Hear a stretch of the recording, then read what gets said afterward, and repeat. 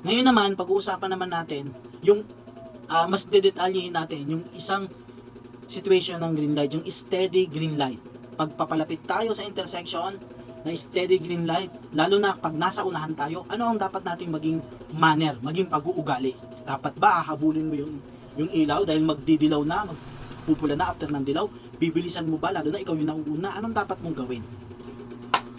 Nakaraan, pinag-usapan natin yung dalawang situation ng green light. Ito, panoorin natin ulit. Steady green light, paparating sa green light, tuloy-tuloy hanggang sa makatawid green light, at doon naman sa isang situation naman ng green light, from red to green.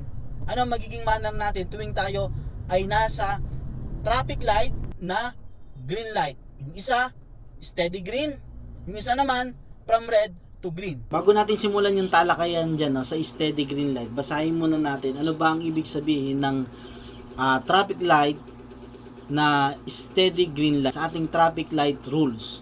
Ang ibig sabihin po ng traffic light na green light, kailangan you are going to proceed provided you are going to yield for the pedestrian and traffic lawfully. So you have to follow the rules during the intersection at susunod ka sa enforcer.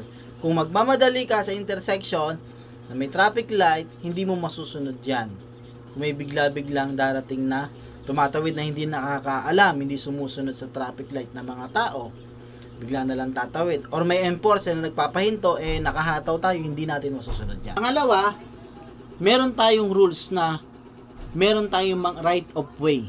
'Di ba yung pedestrian nasa RA 4136 section 42C, kailangan magbigay tayo ng right of way sa mga pedestrian na tumatawid. Isa pang right of way na dapat nating masunod ay yung mga emergency vehicle, yung police, hot pursuit na humahabol ng mga kriminal, yung mga fire truck, no? At saka yung mga ambulance, so emergency na mga ambulance.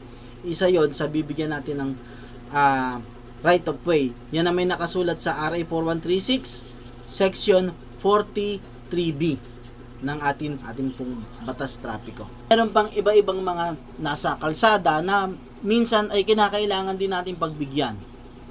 Ayan, yung mga nakasulat po na 1, 2, 3, 4, 5, 6. No, kailangan pag dumaan yung mga yan, nagmamadali, minsan yung mga private vehicle na may daladalang emergency, nagmamadali, may mga injured or wounded person or sick person, nagmamadali yan. So, kung nakaalalay tayo pagdating sa traffic light na green intersection, ay makapagbibigay tayo sa kanila.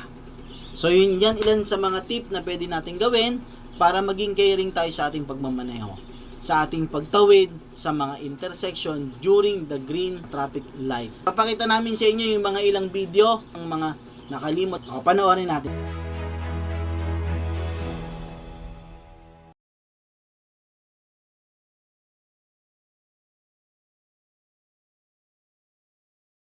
Dahil emergency, dumiretso ito.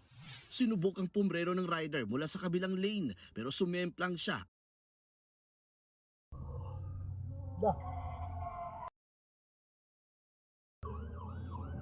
Kailangan mag-minor, magdahan-dahan dahil nasa intersection.